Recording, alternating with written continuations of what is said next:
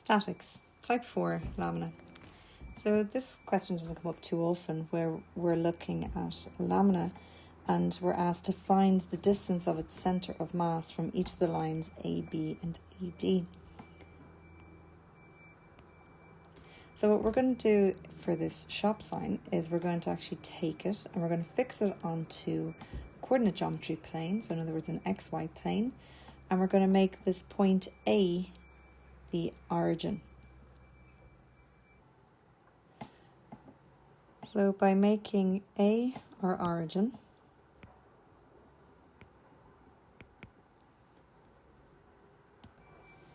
B is a distance of 36 units across. So that would make that point 36, 0.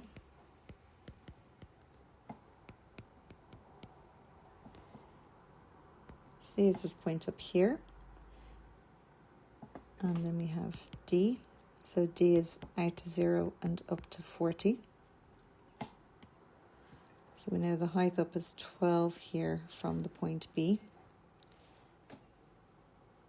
And we know that D to C is also 12, which means then the point C is I've gone out a distance of 12 and I've gone up a distance of 40. So what I can do then is I can divide it into regular shape pieces. So in other words, I'm going to make this into two rectangular pieces by continuing from C all the way down to the point 12, 0. So then I have one rectangular piece and a second rectangular piece. And what I'm going to do is I'm going to get the centre of gravity of rectangle 1 and the centre of gravity of rectangle 2. So because these are regular shaped objects, all I have to do is go out from the origin halfway across. So I know that D to C is 12, so halfway across would be out to 6. And then I have to go halfway up, so halfway up of 40 would be 20. So if I just work out this one here. So that means if I've gone out to 6 and up to 20, that must be my centre of gravity of the first rectangular piece. And halfway out, well, 36 take away 12 is going to be 24. So I'm going to have to go out to 24 and up halfway, which would be 6. So if I make a new diagram, so I can see my centre of gravity of the first one must be 620 and centre of gravity of the second rectangular must be 24, 6. So what we need to do is we need to look at our weight and our position for each of these. So what we're going to do is we're going to let each square unit have 1 unit in weight.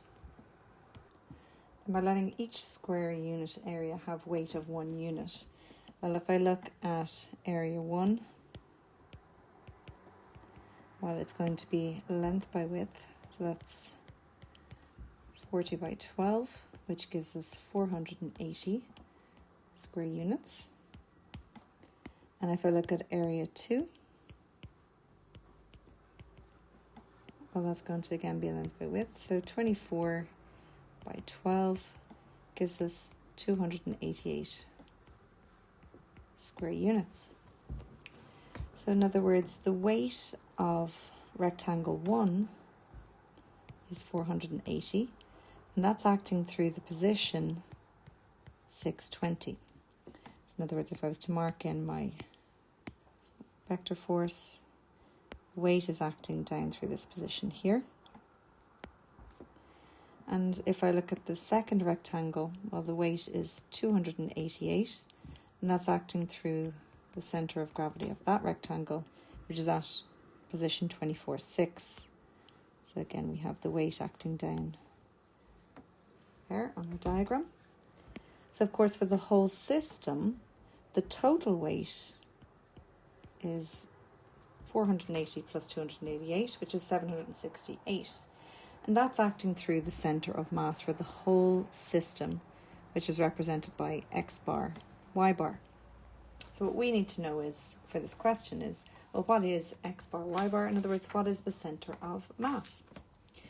So to do that, what we do is we look at the moments of the system about the y-axis. So in other words, if I was to look at rectangle 1, well, for rectangle 1, our moment is force by perpendicular distance. So the distance from where the weight is acting to the y-axis is 6. So in other words, I have gone out a distance of 6. So I'll mark that in yellow.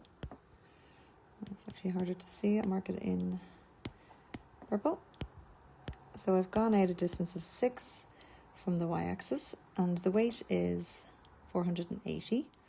And of course, for the second rectangle, I've gone out a distance from the y-axis of 24, because my centre of gravity there is out to 24 and up to 6. So there's 24 units out from the y-axis.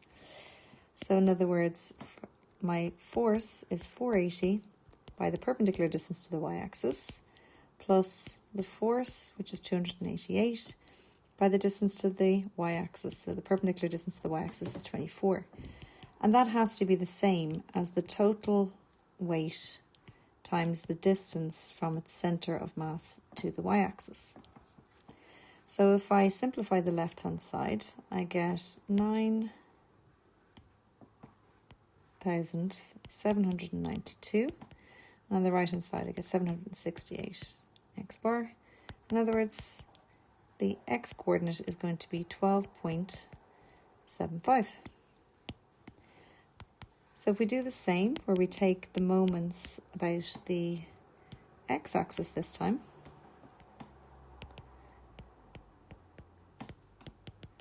well, that's going to allow us to find y bar. So in other words, I'm taking the force, which is 480, and this time we're looking at the distance to the x-axis. So let me remove the purple line this time. So the distance to the x-axis from the centre of gravity here, 6, all the way down is going to be 20. And from the centre of gravity down, it's going to be 6.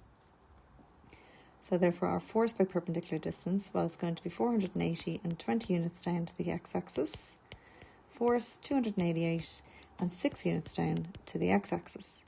And that must be equal to the total weight, which is 768, so the total force and the distance to the x-axis from the centre of mass, which is y. So the left-hand side there is 11,328 equals 768 y bar, and therefore the y coordinate must be 14.75. So now, by simply taking that shape and breaking it up into two regular shapes and working out our centre of gravity for each shape, we can then see, well, that allows us to work out what our centre of mass is. So our coordinates are 12.75, I should say.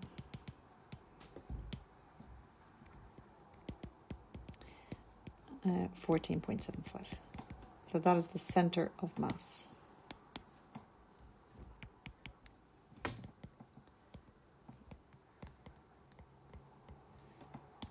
So we had 5 for setting up our table, and 5 for working out x, and 5 for working out y. Okay, so if we go back to the question, we're now told that this letter L is the shop sign. It's held in position at nails by D and C, but the nail at C breaks, which makes the shop sign be freely suspended at the point D. So if it's freely suspended at the point D, what's going to happen is this sign will swing, and it's going to swing down as it breaks at C. And we're told then that it's freely suspended, and we want to know what angle will the line AD make with the vertical when the letter is in equilibrium. So in other words, after the nail breaks at C, it'll swing and then it'll come to rest. It'll come to a point where it's in equilibrium, and we want to know what angle does it make with the vertical. So let's draw what that would look like. So we have our nail breaks at C. It's going to freely suspend at D. we've just worked out that the centre of mass is 12.75, 14.75 for the whole system. So if I was to mark that in, so we have our centre of mass at 12.75, 14.75. And therefore, if it rotates and comes to rest in equilibrium, we will have a new diagram where D should lie directly over the centre of mass, or in other words, the centre of gravity.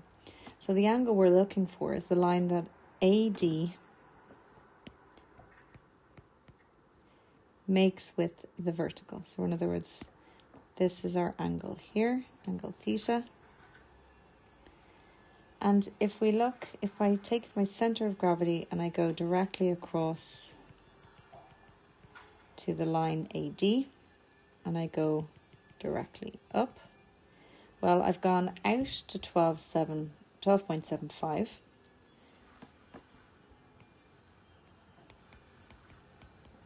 And I've gone vertically up to D.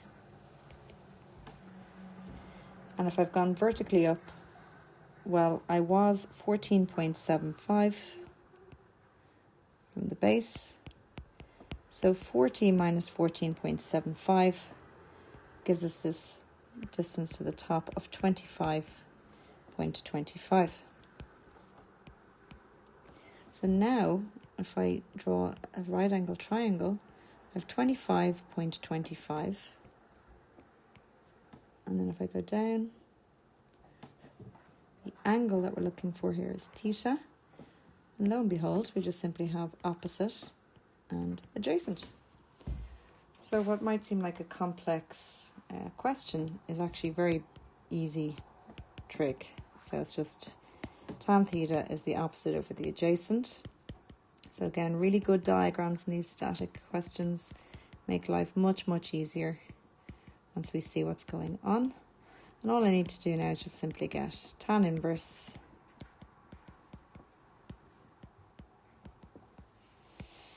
and that gives me theta is equal to 26.79 degrees. And there was 5 marks going for that last part of the question. So we had 20 marks for this question altogether. So very straightforward. But again, something that doesn't come up too often and therefore can catch people out. So just making sure you're looking at how can I get the centre of mass of this lamina shape question.